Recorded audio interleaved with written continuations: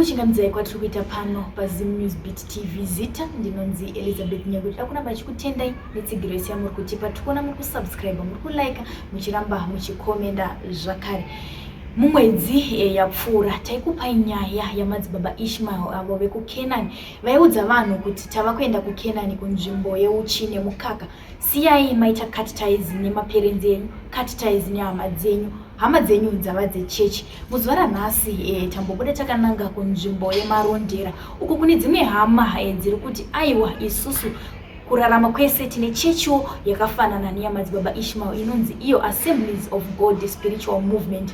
Iyo inoti kune vana cut ties nevabereki venyu ausisina ukama navo kana vasingade kuteerera chitendero ichi. Vanoti ivo kune vamwe vana kana waroorwa auchisina ukama nemurume wako wava kurarama uri wega dunga munhu. Rega tinzwewo kune vamwe vanhu vari muchechi umu kuti ndezvipi zvimwe zvinhu zvaitwa muchechi umu zvavaiona kuti izvi hazvisina umwari mukati. Tichizotaura zvakare nevamwe vabereki vane vanawo vakavasiya vachita cut ties vachienda kuchechi yeSpiritual Movement. Chechi yavo inonzi Assemblies of God Spiritual Movement. Hongu chechi yakafanana nemadzibaba Ishmael, yakafanana 100%. It's only mapostori ava vanozvitiwo maPentecostal zvakafanana naye kukepcha vana vachiva brainwasha, nawo yekuchengeta vanhu munhingirikini mainstitutions avo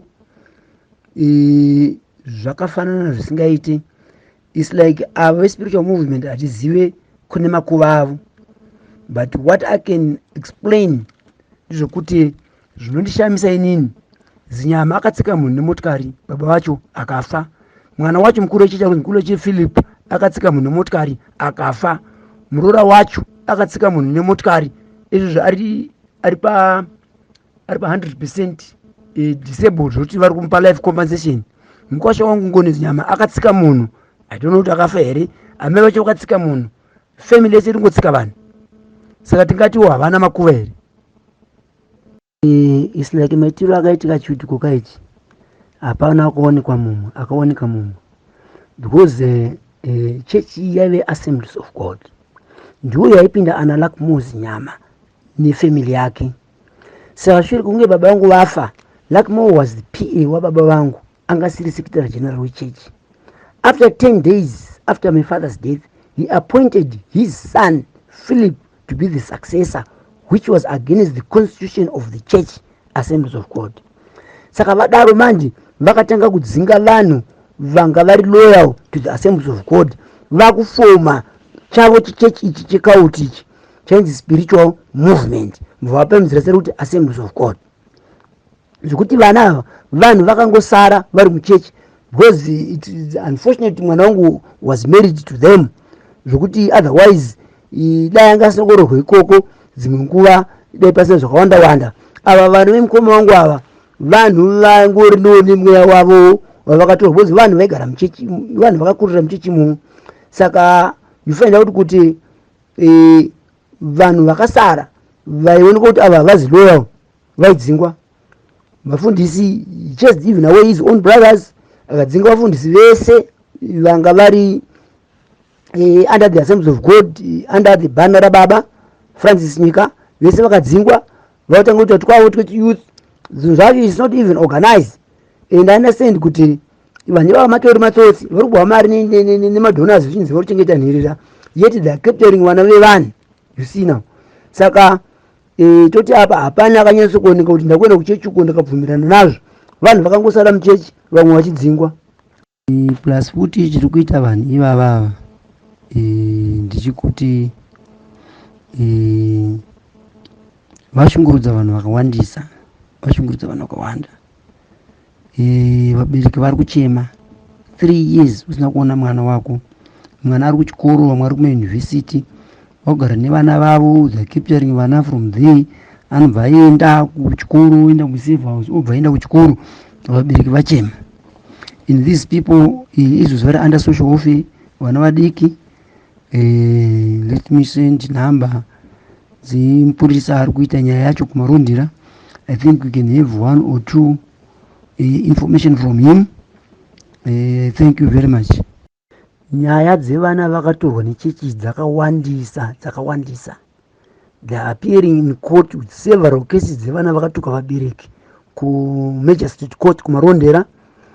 Vabereki they are complaining zvakanyanyisa. Pane imwe interview yakaitwa neimwe media on Sunday, I think by Monday inenge yakubuda pa television nepa YouTube nepa Facebook.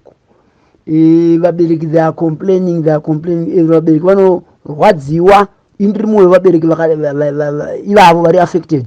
Handisi ndega, takawandisa vakaklema vana vavo ikoko.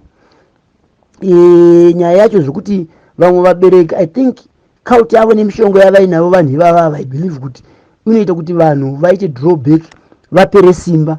But inini ndakava zvine power zvekutoti I'm being begged with all the families and parents vane vana ivavo. Vanhu vakawanda ivavo vabereki vari kugunun'una vari kuchema. Vamwe they've lost their kids for more than 3 years. Vagara muinstitution iyoyi vasingatauri nevabereki vavo vasingauyi. Ini ndine mwana wamenini vangu chaiye mwana wamenini vangu ari ikoko. Amai vake vakafa kufira South Africa umu. I called him ndikati hona Tanaka amai vako vafa but there's nothing to do with me, it's not in my program. Vakata phone, just imagine your own mother.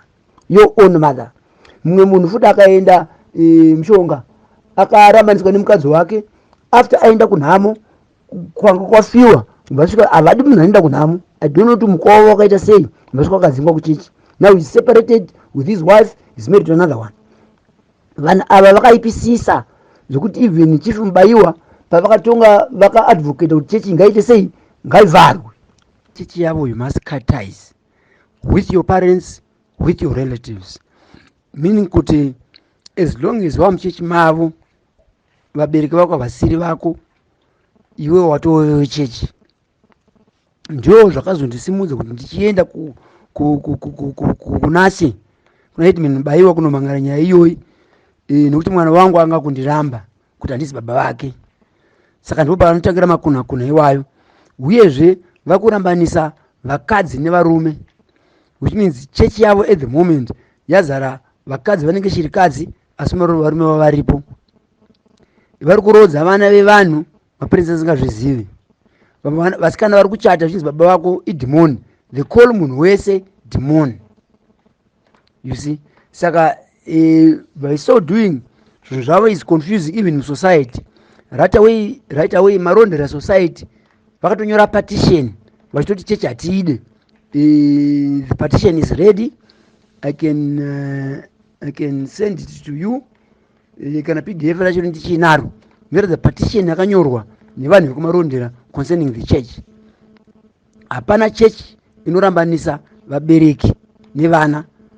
Because inini personally ndakatombobvunza mukuru wechechi ndikati Bhaibheri rinoti kudza baba vako namai vako kuti mazuva akawande panyika. Response yakandakatizvo donzo redisi harizi rekurespecta vabereki, donzo redi ndirekuenda kudenga. You see now, of which it is taboo matira vanoita kuchechi kwavo, and vane kauti kavo kavanochengeta vanhu kuti vasa associated with the outside world. You see now, of which vapaza dzimba dzakawanda in terms of marriages, in terms of futi kuti vana vasekura navabereki, they are always in court now and again. Inini ndingangoti vatatu. Panoti Peculiar akarorwa nemwana waZinyama kwamakaona uya. Then kwaita tantiri 2 wakomana mufamily medu. Saka my brother is deceased. Akanisira vana ndina Francis anizara baba ari ikoko, ndiye anachara uya akachata akaroora ndisingazivi. Then ndina Goodness Junior ari ikoko zvakare, apedza form 6 akakura ari mudiki shure kunge mai yake vafa chingitwa namai vangu, akakuramba kwedu. She disappeared ari ikoko kuchechi kwachikoko, haatauri nagogo, haatauri nesu, he cut ties. Saka vana ava vari vatatu ini vanondirwadza hangu, vanondirwadza zvakanyanyisa, vanondirwadza, of which dai Mwari apindira one day vadzoke kumba. Pane mwana wangu mukomana akanorura, handina kuzviziva, akachata, handina kuzviziva, because akada cut ties neni. Kumba kwana mai vake havana kuzviziva, kumba kwedu havana kuzviziva saka takauramba zvakadaro, right. Kuti tizosvika pa this note kuti vakuru vechechi vasungwe ndepekuti pane vamwe vabereki vane vana vavo vari ikoko, vamuchemo vari kuHarare ikoko, vakarwadziwa nechitiko ichocho because vanga vakuendesa nemudzimai vavo kumatare, vakufailana madhivorce. Saka ndovakazobva nemapurisa ikoko vakasvika kumarondera vari kuchechi. Nekuda kweunhu hwavo vanhu vaya they are very stubborn, havateereri munhu, vanofunga kuti ivo ndo vakuru kune munhu wese. Vakasvika vachida kuresista arrest, vachida kuresista mapurisa angaenda vanhu vesocial welfare. Saka mapurisa akazoita force vakapinda mukati vakatanga kuita mhirizhonga nemapurisa. I think they were given enough discipline nemapurisa, ndo zvakasvika kuti vasungwe vari ikoko. Saka vari kuramba vachingorambirwa bail each time and again. Ende tiri ikokoko vana vakatorwa nesocial welfare, vari kugara kusocial welfare izvozvo tiri kutaura. Ende I saw head kuti pakauti rave ipapapo vana vari kuchengeteva vavo they are being funded from outside the country, vachiti ivo vane orphanage, yet they are lying to the donors kuti they've got the orphanage. Ivo vachita sei vachifundwa maactivities aveiwaeka kuti esatanism. Saka this time and around they are still in custody. We are appearing in court on the 16th of May. Uyezve kamukomana akainzi ndo kamukuru kechechi Philips Nyama akatiza on the day in question, saka akaescape arrest. Saka iye haana kusungwa, kwazosungwa baba acho nemukwasha wangu uya uyaendiramba achiti handiziningiri nawo, ndo vakamva vasungwa ipapo. I think I can entertain my questions, ndozoramba ndichipindura. Kwaitawo vanhu ava vana vakawanda vachiri social welfare, vamwe vakatiziswa hatizikwa vari nokuti vari social welfare vachiriko, vakamirira court verdict kwete mudunhu chete but nyika yose. Vakanyora tsamba dzavo. Tsamba yekutanga ndakaisa kumukuru wehurumende His Excellency our President Idi Mnangagwa, imwe ndakaendesa kuna Police General kwamatanga, imwe ndakaisa ku Council of Chiefs, imwe ndakaisa ku local government, ndikaisa kune ma-institutions akati kuti. Ende vese vakatipa ma return copies. Vatipa ma return copies kwakamboitwa imwe inquiry yakaitwa kumarondera nemapurisa epeace, yakapera musi 29 December of last year. Handisati ndaona kuti zvakamira sei, but however as of yesterday ndakanzwa kuti Chief Charumbira vada kuiona petition yavo maererano nechechi iyoyi. I hope so I heard the petition is on our favor. The petition is in favor yemutongo wakaitwa na Headman Baiwa vanove vafanirwe chikwedere. They are in concur nejudgment yavo plus the general populace yekumarondera yakaiswa petition. I think zvotibatsira because madzimambo ari kuwirirana nesu kuti hatingasiyi zvakadai muZimbabwe zvichiitika. Madzimambo they are sympathizing with the parents, they are sympathizing with the people of Zimbabwe, with our culture. Hanzi hazvienderani neculture yedu, saka madzimambo tinawo. Madzimambo ari kutsikira zvakanyanya, uye tiri kutenda kuti madzimambo akanzwisisa, vakaonawo kuti tsika nehunhu nemagariro ari kuita vanhu ava, culture yedu inofa. Property iri muna Bima Church yeAssemblies of God yatungamirirwa nababa vangu inini Francis Mabinda Okonyika. Vakapamba church iyoyo worth millions of dollars property. Tukutorana tiri ku court, we give them eviction order.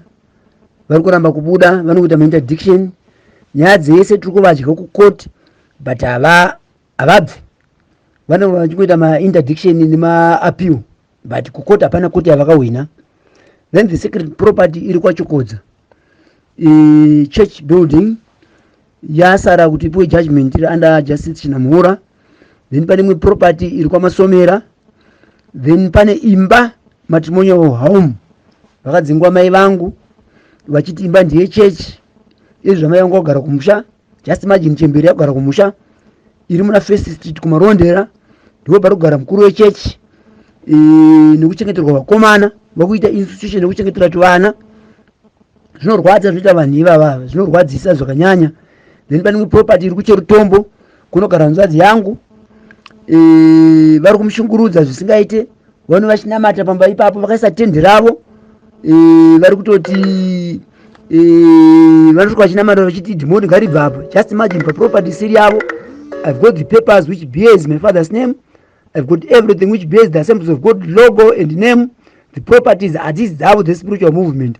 And vanozviti ivo the doctors vanhu vakafunda vatotaura nezvavavo, but they can't read the papers kuti pepa iri riri kutaura kuti nyika iye ndizi nyama osvika panyika achiti ndezvipavo, osvika property iyi iri kunzi Assemblies of God, iye osvika achiti aiwa property Assemblies of God spiritual movement. I wonder whether vari kupenga here, are they normal people? I wonder sisi mafundiro avakaita kuti havangasviki pachinhu chisina zita rakungoti ndichangu. I think they must be seen by two doctors. Zvine maererano nemba iri kuna property iri kuCherutombo, I'm going to court nemukadzi waiyela kumozi nyama, mukadzi wake Teddy takakura tese akunendesa kucourt achiti ini ndakasvika paproperty pavo ndakapaza tent. I didn't destroy the tent. False report to the police. I don't know kuti vanofunga sei. I removed the tent on my father's property. Nokuti ndaida kurima ipapo. Saka vakano report everything zvitoapia mukoti musi wa 9 May. They reported for me nenyaya yepastand pasiri pavo vane makaro. I don't know whether chimweya chiri mavari chinoita kuti vasazive kuti panapa pasi pavo here, handitoziviwo. Kurisa vanhu mabasa vachishandiswa mumakozi echechi yavo iyoyo. Vamwe vashanda mumabhenki, vamwe vashanda vangabva kuyunivhesiti kuzvikoro, vane kabhekari kavo muHarare kanonzi Munandi, vari kupindira chechi ikoko, vari kugara ikoko. Zvinhu zvavanoita is not human. You can even tell these people are possessed. You see now, they are grabbing even properties dzisiri dzavo chedzo dzakanyorwa kunzi property ndeyandingi vachiti ndeyavo, handi ndizvo. Saka all the evidence we got zvese tinazo. Vanhu vechikoro havachaendi kuzvikoro, vakapedza zvikoro vakapasa vakafunda zvonzi tengesai mabhanzi, vamwe vari kutengesa nzungu izvozvi mutauni madzimai vese varume vakarambana. It doesn't make sense. Kumbirisa zvikurusa kuti vakuru vehurumende zvikuru sepresident ndikukumbirisa zvikuru council of chief president vaFortune Charumbira, ndikukumbira mukuru wemapurisa, ndikukumbira vanhu vese vemuZimbabwe council of churches kuti dai tabatana. Ndikukumbira zvikuru sei mhuri yeZimbabwe dai tabatana tarwisa chiitiko ichochi, tarwisa satanism muZimbabwe.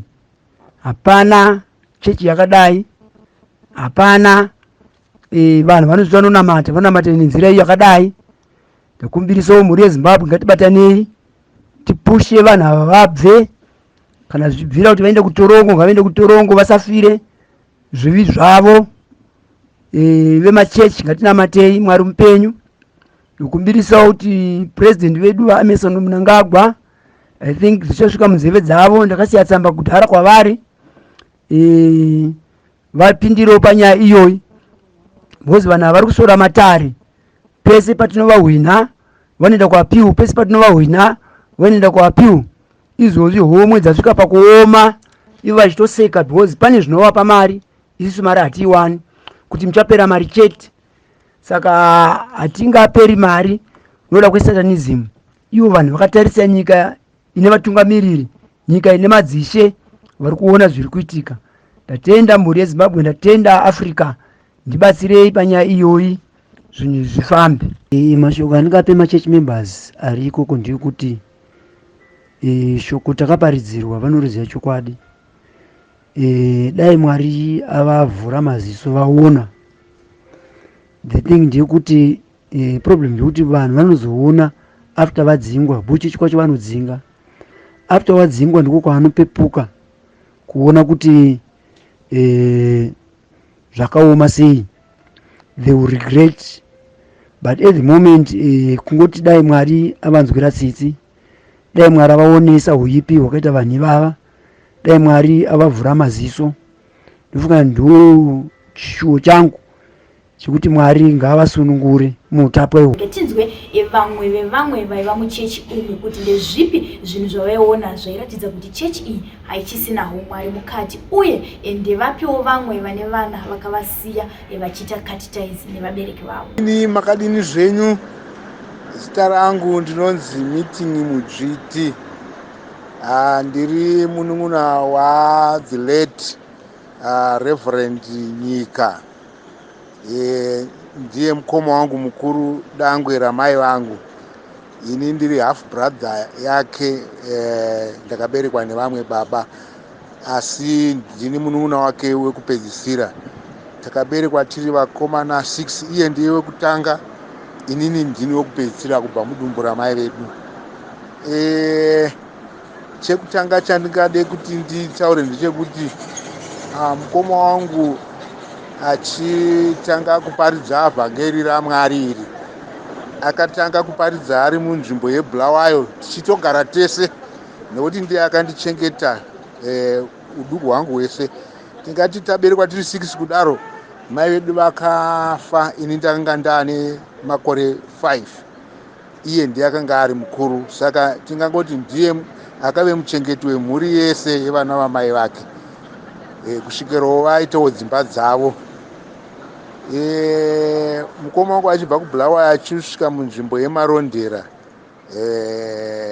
kuma late 70s, ndo paakaparidza kusvikira aumba chechi inonzi Assemblies of God. Kubva pakuparidza kwake kwese kusvika pakufa kwake, zvinhu zvese zvaifadza vanhu vese muMarondera. Hapana akanga asingapoteri kumba kwake kana paine chinenge chamunetsa. Haana waaidzinga kana waaishora. Vasinganamate naye, vanonamata naye, vese vaingobatwa zvakafanana. Asi dambudziko rakazouya pakufa kwake. After afa, isu takafungidzira kuti vana vasara vari kuchechi uku vachaendera mberi nebasa. Kunyange parufu rwake vazhinji vaitovati vakomana masirwa basa, muendera mberi nebasa. Asi chakazondishamisawo ndechekuti nenguva pfupi ndakazonzwa mai guru vangu vakuti baba mini ndakuenda kumusha. Ndikati ko zvaita seiko? Zvikanzi mufunge mukoma wenyu akafa, sezvamunoziva akafa musi 1 July. Ini ndakunzi nana zinyama taakupai notisi yekuti musi 1 July mofa honge mabuda mumba umu. Saka zviri nani hangu ndiende kumusha 1 July wacho asati asvika, nekuti handichazivi kuti ndaakurongerwa zvipi. Kuti dheti rakafa murume wangu ndo dheti rauti ndikukupa notisi yekuti ubude mumba umu. Ndikati ko zvaita sei? Zvikanzi zvanzi imba iyi ndiye chechi yanga isiri yemurume wenyu. Mashure maizvozvo mai guru vabuda vaenda kumusha kuhedza ukwarambani pasi. Kwakapinda imwe nyaya futi yekuti motikari yakasiwa nemurume wavo yebasa yanga irori, rori hombe tsvuku, dhafu yavakatenga kubva kuUK uku. Vachiti motikari, ndakasvika kukumbirwa kunzi haimbotipai motikari, pane zvatoda kushanda kuchechi. Asi chakazondinetsa ndechekuti ndakazoona motikari iya yanyorwa. Ini murume wangu akaisiya asina kunyorwa. Ndikazoona yanyorwa plus yanyorwa rimwe zita rechechi manje, rakanzi Spiritual Movement. Tikati ko chirudzii? Zvikanzi ndokunomhangara kumapurisa, vamhangara kudaro uya wazodedzwawo kunzi iwe unotori nelaki wezinyama iwe. Dai mai vanga vati ndakabirwa motikari ka, chokwadi waenda kuchechi, waenda kujeri. Saka vadzorere motikari yavo, motikari yandiyo payakazodzorwa. Then mashure maizvozvo manje dambudziko rakazoya nderevana manje, kuti vamwe vana vakunzi musaende kuna mai venyu ndiSatani, vazukuru vakunzi musaende kuna mbuya venyu vana Satani, nevana vayawo ndingangoti kubva pazuva iroro. Vamwe vacho hanza ndatombosangana navo. Vandakasangana naye mukomana watakangodhumanawo muguta remarondera. Haiwa kuti makadii sekuru, uri mupenyu here muzukuru? Asi panhasi chazondishamisa manje chekuti ndinzwe kuti akatochata. Ndikati vakomana, zvino kungaa kunamata here kwakadaro, inga tinozivana wani kukura kwese uku. Ivo vakomana ava ivo vanazinyama vacho vakuru ava ndakatowana vari vana vezvikoro ini mumarondera umu, vachiuyawo kucheche sevamwe kusvikira vaitawo vanhu vakuru, vaitawo vana baba vaane dzimba dzavo. Vati ndikati kana macheche akasiyana, vanhu mungabva matadze here kuudzana zvinhu zvikurukuru zvakadaro kana wiriwo nevana? Vana ava ndivedu hongu, kana vachiya kucheche hatingavarambidze kuti endai kucheche yakati kana kucheche kwangu, asi vanoenda kucheche dzavanenge vachida. Asi nda kutoshama kuti mwana uyu achata Francis Mabhinda uko ane zita remukoma wangu, ochata inini ndisipo. Chokwadi takasiyana kunana baba, asi ndakarerwa naFrancis kubva ndichiri mukomana from 5 years to 30 years. Saka ukama hwakadiwo dai takasiyana. Saka izvozvo ndo zvangonditokanganisewo neni kuti konhai chirudzii, kunamata kwechirudzii. Ini ndakanamata navo vakomana ava, asi ndobva ndazosiyawo hanguwo semunhu akanga ane musha wake, asi handina kusiya muzvakaipa, ndakavasiya vari muzvakanaka. Ivo parufu rwemukoma wangu patisina kuzosangana pamemorial service yake havana kuzouya. Zvikatonishamisa kuti vanazinyama vari kurega kuuya kumemorial service yamufundisi wavo, ko zvatanga tichiti ndiye right hand man wamufundisi wavo. Hapo panapa chirudzii chakadaro ichocho. Ndo zviitiko zviri kuitikawo mukati menzvimbo yemarondera iyi. Asi vanhu vakawanda vaingoti patasangana kuti zvaakuitika kucheche kwemukoma wenyu hatichazvinzwisi. Vazhinji vaikomberana nemichato, utonzwanzi nhingi mukadzi wake haakatonzi usa murume wako ana Satani, twana tudiko titonzi tukanzi musasvike kuna ana mai. But zvaingonetsa mwoyo kuti vedu mheno pachivanhu tinge tichiti chakawana hama hachisekwi, but zviri kuitwa zvacho zvazvekutozouraya rudzi rwese manje. Zvakafanana naizvo zvanga zvoitwa izvi. Tiri kuti dai pawana mukana wekuti zvimire, tinoti Jehovha wapindira.